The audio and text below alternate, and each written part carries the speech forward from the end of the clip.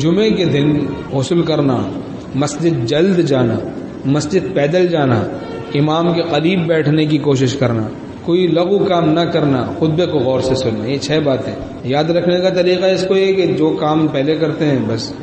اس کو یاد رکھیں کہ پہلے کیا کرنا ہے، اس کے بعد کیا کرنا ہے، اس کے بعد کیا کرنا ہے، اس کے بعد کیا کرنا ہے، اس کے بعد کیا کرنا ہے، تو خود بخود آٹومیٹک یاد ہو جائے ساری باتیں یاد ہو جائیں گی۔ پہلے غسل کرتا آدمی، پھر جانے کا معاملہ آتا ہے، مسجد جانے کا، گھر سے نکلنے کا، تو جلد جائے۔ اب گھر سے جلد نکل گیا، اب بھائی سواری پہ جانا ہے یا پیدل جانا تو پیدل جائے، پھر پیدل جا رہا ہے، اب مسجد پہنچ گیا، اب بیٹھنے کا معاملہ ہے تو کہاں بیٹھے، امام کے قریب بیٹھے، تو غسل کرنا، مسجد جلد جانا، مسجد پیدل جانا، امام کے قریب بیٹھنے کی کوشش کرنا۔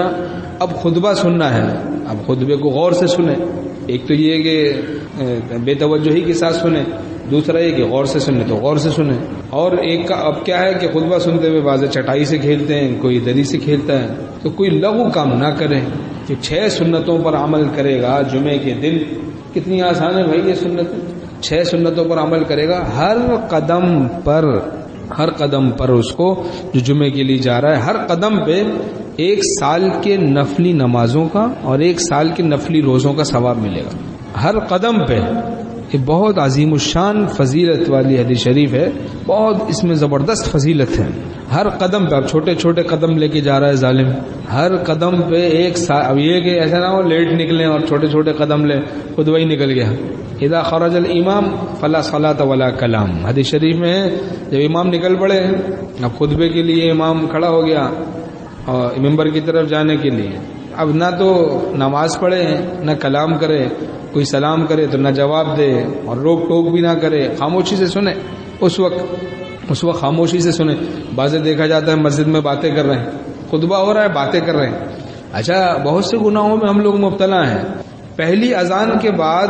جمعے کے دن جو پہلی اذان ہو جاتی ہے جمعے کی، تو اس کے بعد دنیا کا کام جائز نہیں ہے۔ اب دیکھو تو دکانیں کھلی ہوئی ہیں،